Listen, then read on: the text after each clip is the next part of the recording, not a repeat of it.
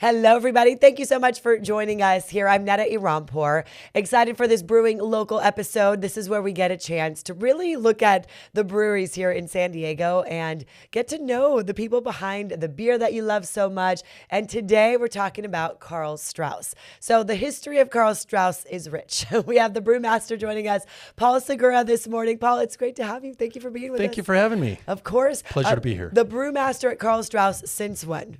I was hired late 99. 99. Okay. Right. And this brewery has been open since 1989. Correct. So, you go back with them in time. I mean, 89 is a pretty solid run for a brewery. Yeah. Yeah. Right. That's 36 years. Amazing. 36 years. Yeah. So, Paul, tell me about that. Just working for what is known to be the first craft brewery in San Diego since Prohibition, right? Right. Yeah. Okay. What's it like to work there? Well, it's great. I feel like I'm part of a really cool team, a passionate, really, I don't know if we really feel that we did anything was like grand and important in that way. I think we just kind of we love beer, and everything we do is like it kind of stems from that. Yeah, the love of beer. We like making people happy. Right.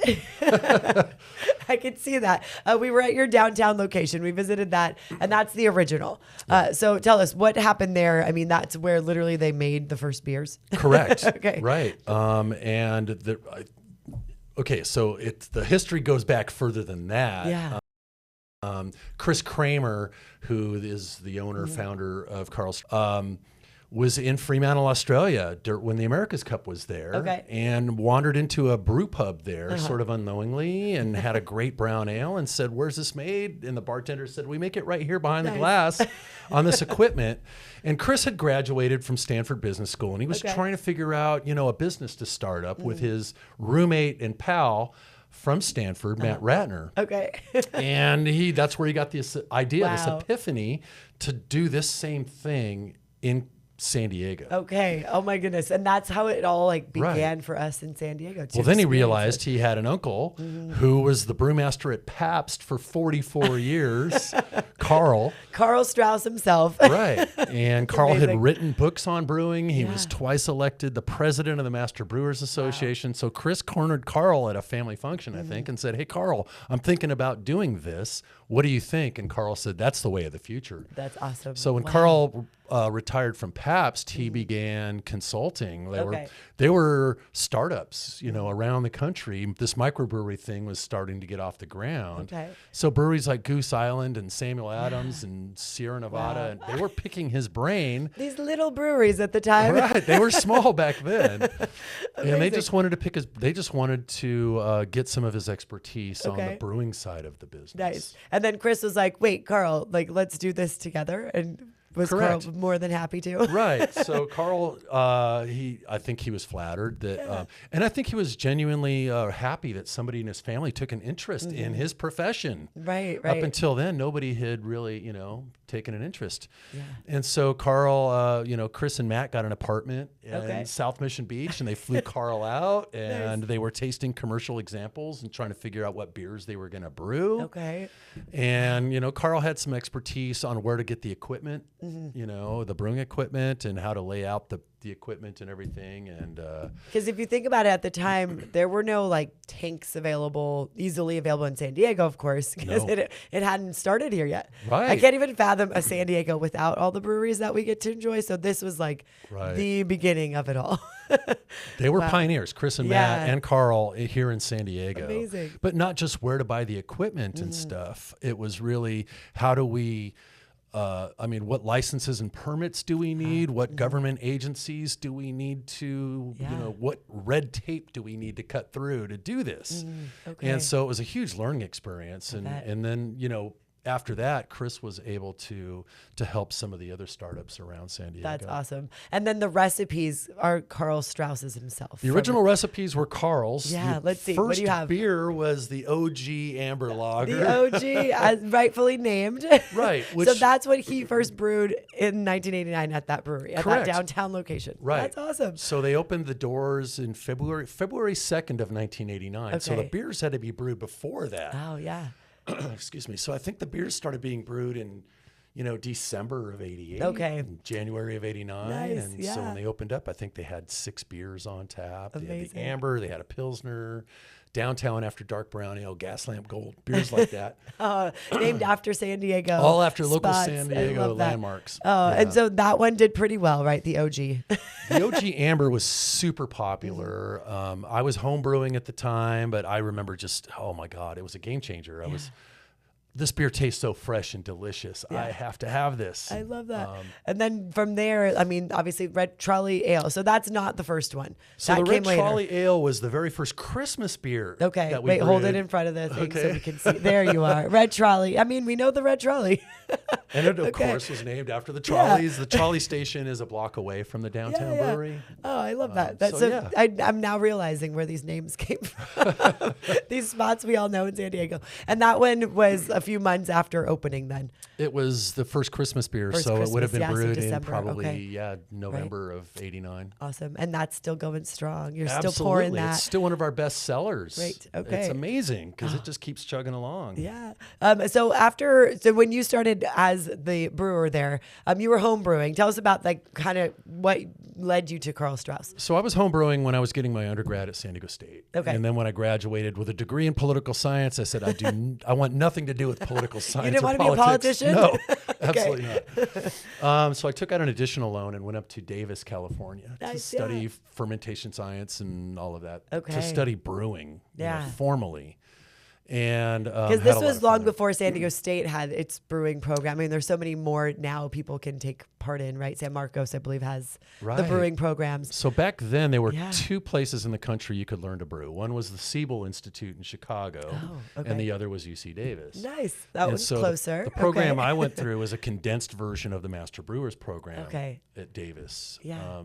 And so that's where I really learned all the science behind brewing. That's awesome. And so now your role for Karl Strauss, obviously there are more than the downtown location. There's 9 in Southern California. Right. Tell us what you do now for the company. So as brewmaster, I took over as brewmaster when Karl passed in 2006. So I've been brewmaster since 2006. Wow. So it's 20 years now. What shoes to fill, huh? That's amazing. Yeah. Right? I said, I'm not sure I can do this. Really. Honestly, because Karl, he was such a wealth of knowledge. Yeah. And he shared all of that knowledge with us, the brewers. Right. He was a generous teacher. He was a really neat guy. Yeah. And I consider myself super lucky. Yeah. Just a poor kid from Chula Vista to be able to learn from Karl. He wanted to teach it, though. I mean, obviously, he wanted to see craft beer do well, it seems like. I mean, he was literally helping everyone get there. He devoted his life to beer. That's awesome. It was in his blood. He was born in a brewery in Minden, Germany. Literally born in a brewery. He literally was. His father was the president of the Feldschlossen Brewery in Minden. Amazing. Yeah, it was. And so he had it in his blood. He wanted to share. None of the other brewers who were there at Karl before me really. I think maybe they were either afraid to talk to him or I don't know, but they didn't. I wanted to just pick his brain. Right. I wanted to learn. I want to hear his stories. He had so many great stories. And so he was very generous with his teaching. And I just happened to be the head brewer when he passed away.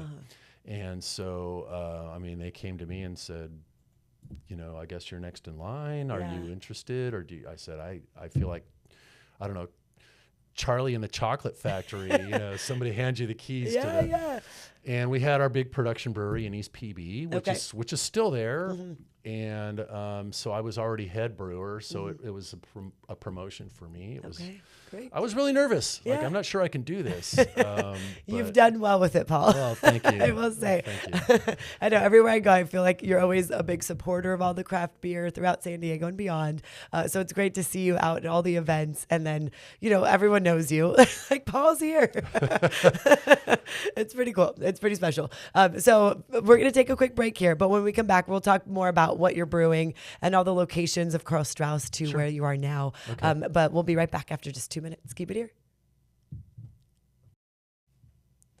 Welcome back here to our Brewing Local special. We have Paul Segura, the brewmaster at Karl Strauss. And Paul, you were just talking about, taking on the role of brewmaster after Karl passed away. I didn't realize that's how that worked, from head brewer now to brewmaster. Yeah. So it's a big job. Obviously, this is a big company now. Tell us how many locations, where are you at, where are you brewing? How does this all happen? So we still have the original downtown location. We still have our main production brewery. We still have, I'll list them all. Okay, go ahead. Sorrento Mesa.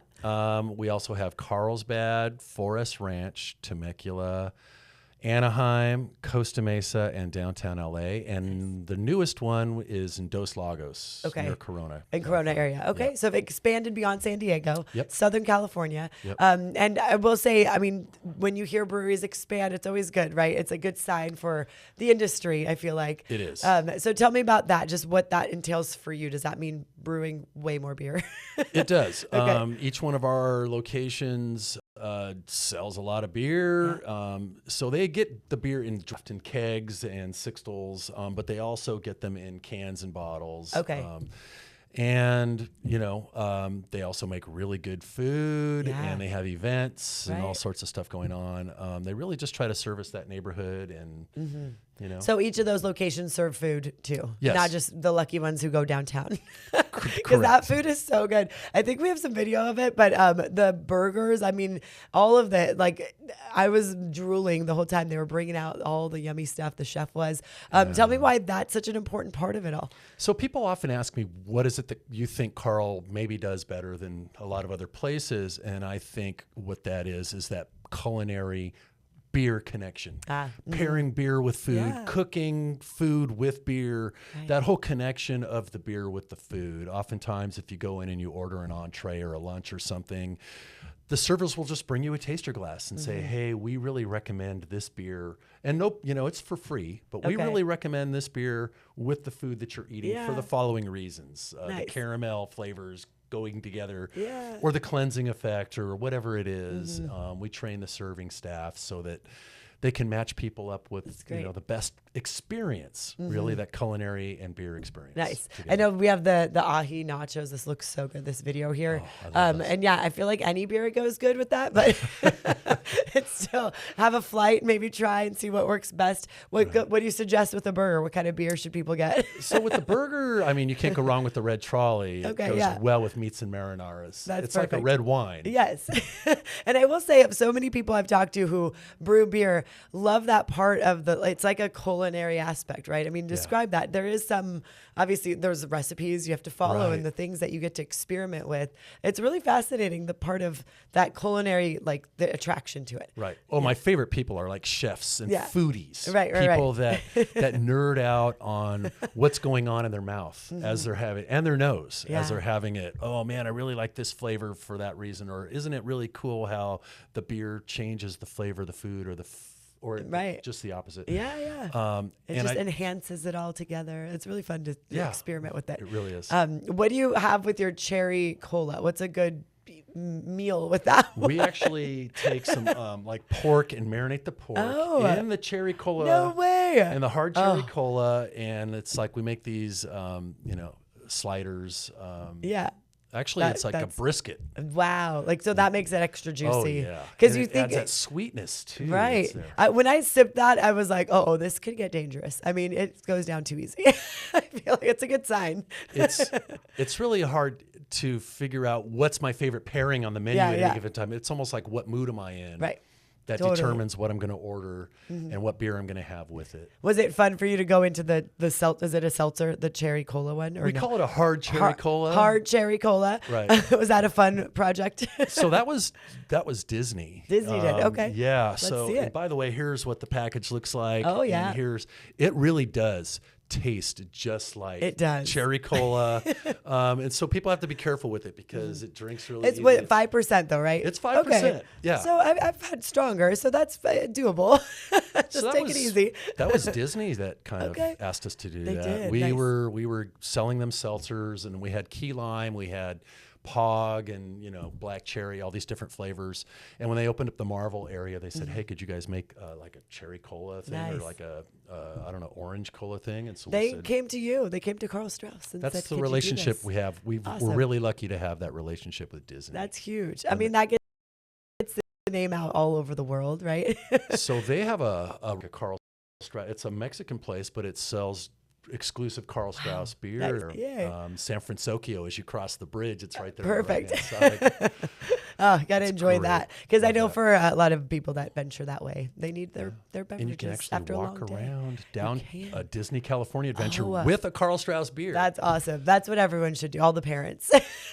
They do. We get emails all the time. Hey, I was in Anaheim. It was hot. My kids were making me crazy. My in-laws were making me crazy. And then I saw the Karl Strauss and it's beer. like, oh, thank you. That makes you want to get the California Adventure Pass too, more than if you have to pick between the parks. That might be the nudge you need. Right. We're going to take a quick break here. And then when we come back, we're going to talk about your career as a judge too. I think that's so fascinating how you got into judging beers. So keep it here. We'll be right back. Welcome back here. So as someone who loves craft beer, I think this is so fascinating that you're able to do this job. There is a job to judge beer. Yes. That is awesome. Tell me how you got into that. What's that like? So I got into it because I was seeing breweries winning medals that I thought perhaps shouldn't be winning medals. And I started going to the Great American Beer Festival in 1995. Nice. The first year I started brewing commercially. Okay. For a brewery before Karl Strauss. Gotcha. So from home brewing to then brewing at a brewery and then, okay. And I kind of was like going, these competitions are kind of a farce. I see the wrong breweries winning or the wrong beers winning in the wrong categories and things like that. It just didn't seem like, and I was talking with a friend and he said, hey, it's better to light a candle than curse the darkness. Why don't you become one of the judges? Oh, that's a great quote, by the way. It really is. And I said, you're right. I should be part of the solution instead of cursing what's going on. And so I applied to become a judge and found a couple of other judges that were willing to vouch for me, to write on my behalf. And I've been judging now for, 20 years or so. Wow. We have some images of you on these flyers. Paul Segura, the judge. You get to travel around the world and drink beer. I do.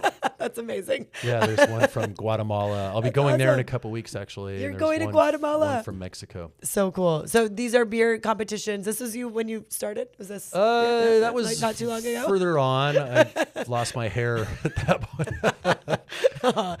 But this is great. So when you are judging, obviously, I would imagine you have to go through a lot of different types of beer, have the knowledge of the different types and what they're supposed to taste like. Exactly. Is a lot of it like your own, I like this, I don't like this, or how does that work? That does come into play, but not as much as just knowing all the different stylistic categories. Right. There's 110 different style categories of beer. There's that many. So you have to know what they taste like, what they look like, what raw materials are used in the making of those, what in the brewing process might lead to certain flavors, fermentation or otherwise. Wow. And then to be able to taste that many and know, like, this is this type. This one is world class. Gotcha. This one is so-so. Okay. Whatever, that's an exciting job, but a lot of pressure. Because it means a lot for breweries, right? It really does. And the breweries pay a lot of money to send beers to the competition. So we're trying to write copious notes. Okay. As we taste each beer, and those notes go back to the brewers, and it kind of helps them maybe change the recipe a little bit, or maybe help them make small tweaks at their breweries to make to let them know why their beer didn't advance or win or whatever it is. Okay. I will say, Paul, as you're talking, the way you described Karl is also how you are. Wanting to see. I learned from Karl. Yeah. And wanting to see brewers, do well and advance in their craft. That's a very, you have a lot of knowledge to share too. So that's what's really special. Well, thank you for saying that. I'm honored that you would say that because, that's how Karl was. That's how Karl was, and you're definitely. I'm just paying it forward. You are. I love it. So Guatemala's next for you. What else? What are some big festival or competitions? I guess not festivals. So I did the World Beer Cup earlier this year. Guatemala is next, and then I think I'm not doing anything after that until the Great American Beer Festival. Okay, yes. Which is in September, October this year. I might do Dia de Muertos after that down in the Yucatan. Nice. Wow. That might be fun. That's amazing. And do you find when you're traveling to different countries, they also know of San Diego beer? They know of San Diego. Okay. San Diego's got a great reputation for beer. We've sort of become the Napa of beer. We're a beer destination city. People come here for the beer. Yeah. So it brings tourism to San Diego. There's, parts of the economy in San Diego. Yes. Bring them on. I mean, tell everyone. Right. Yes. I love that. But even in other countries, like we hear people across the U.S. know about San Diego, but it's nice to know, like, if you're in a different, Yeah, when you say you're a brewer from San Diego, it's instant respect because of all the great breweries we've had in San Diego. Yeah, well done. I mean, since 1989 till now, obviously there are hundreds of breweries, tap rooms, all of that we are 150 now. Yeah. And it shows that the craft is here, the talent is here. So Karl Strauss was just the spark that started the fire. That's awesome. That fully engulfed the city. And look at us now. I love it, Paul. It's great to get your insight. Thank you so much. Thank you for having me. Of course. We're going to take a quick break and we'll be right back. Along with being a brewmaster, Paul is also a guitarist. What's the band you're part of? Los Tortugas. Okay, check them out so you can see him in concert next. Also, of course, follow Karl Strauss for all the new happenings that they have going on. And thank you all so much for joining us on this Brewing Local special. You can watch this in full, cbs8.com/brewinglocal. Have a great day. We'll see you next Monday.